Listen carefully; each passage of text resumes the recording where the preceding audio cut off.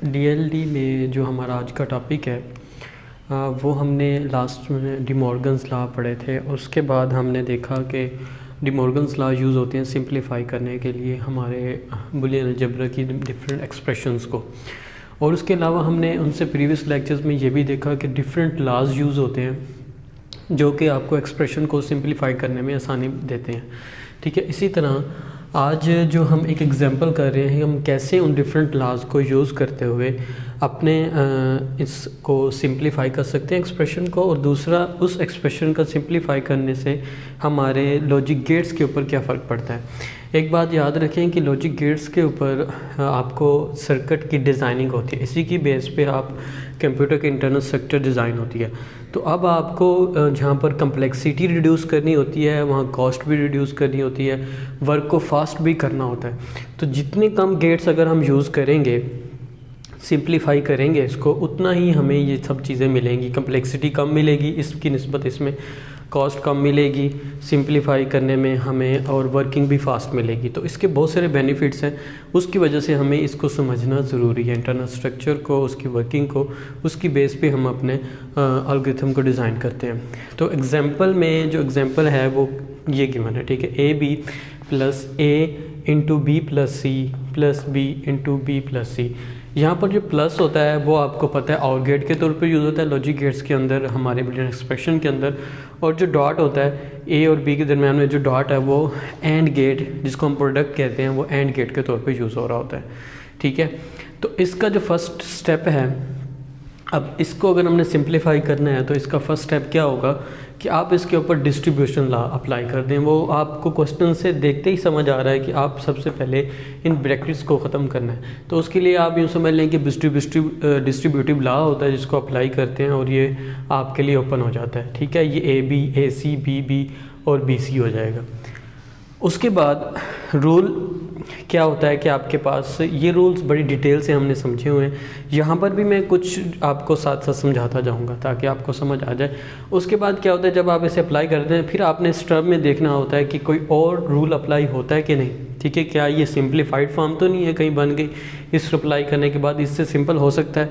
हो सकता है कहाँ पर, यहाँ पर बी बी 2 दफ़ा रिपीट हो रहा है और हमारे पास रूल नंबर 7। अब ये रूल्स जो यहाँ पर रूल नंबर 7, 5 लिखे हुए हैं, एग्ज़ाम पॉइंट ऑफ व्यू से आपको रूल नंबर्स याद होना ज़रूरी नहीं है, लेकिन जब आप इसको प्रैक्टिस करते हैं तो ऑटोमेटिकली आपको पता चल जाता है कि यहाँ पर कौन सा रूल अप्लाई होगा। ठीक है, तो आपको जस्ट याद होना चाहिए कि B B is equal to B होता है। इसको अगर आप यूँ समझें कि अगर मैं बी को रख लूँ अपने ट्रूथ टेबल की हेल्प से 0, तो ये इस पे क्या आएगा, ये भी 0 होगा, ये भी 0 होगा, तो आउटपुट पे क्या आएगा, 0 आएगा। तो बी हमने 0 दिया, इसका मतलब वही 0 आउटपुट पे आ रहा है, जो इनपुट पे दे रहे हैं वही आउटपुट पे आ रहा है। अगर आप बी को 1 कर दें तो 1.1 यानी एंड में 1 1 आ रहा है, तो आपके पास आउटपुट पे क्या आएगा, 1 आएगा।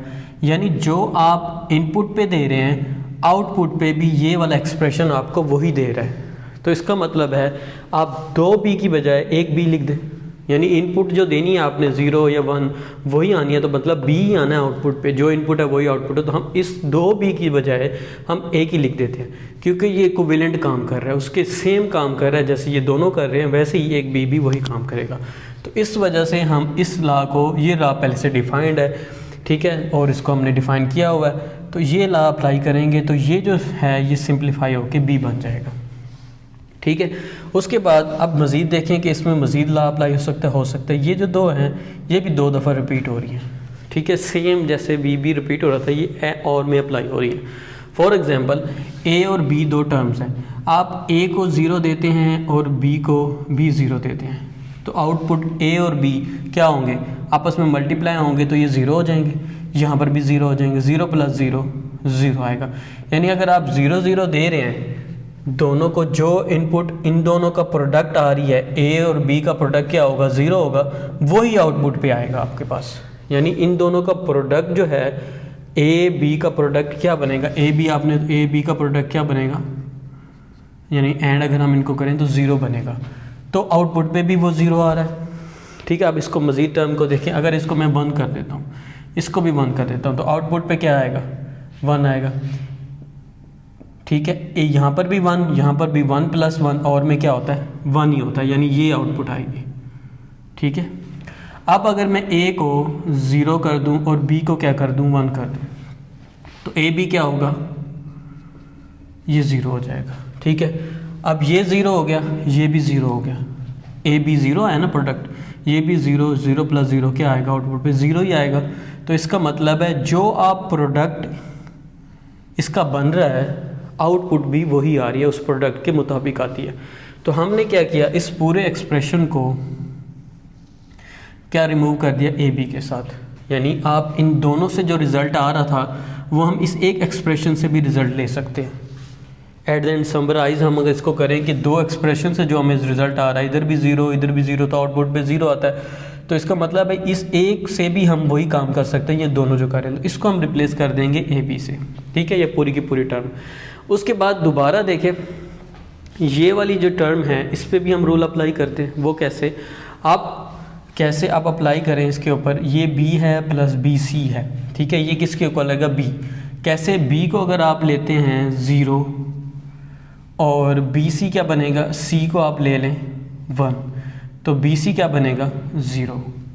यानी यहाँ पर 0 था तो BC का प्रोडक्ट क्या बना 0, आउटपुट पे 0 आ गया। क्या आया, जो आपने इनपुट पे B दिया था, जो आपने B सेलेक्ट किया हुआ है आउटपुट पे भी वही है। अगर आप B को करते हैं 1, ठीक है, तो BC और C क्या आपके पास 1 है, B का प्रोडक्ट C का प्रोडक्ट क्या देगा आपको आउटपुट पे 1 देगा। ठीक है, तो अगर ये प्रोडक्ट 1 दे रहा है तो इसका मतलब है जो आपने B, यहाँ पर भी 1 आ गया, यहाँ पर भी 1 + 1 क्या होता है 1 होता है। यानी B अगर आपने 1 सेलेक्ट किया तो आउटपुट पे 1 आ रहा है, B अगर आपने 0 सेलेक्ट किया तो आउटपुट पे भी 0 आएगा। तो हम क्या करते हैं, इन दो एक्सप्रेशन की जगह इस एक को साथ रिप्लेस कर देते हैं, क्योंकि ये दो का काम एक कर रहा है, तो इसकी जगह B आ जाएगा। सिमिलरली आप देखें इसके ऊपर AB + B, दोबारा वही सेम कंडीशन बन रही है कि AB + B।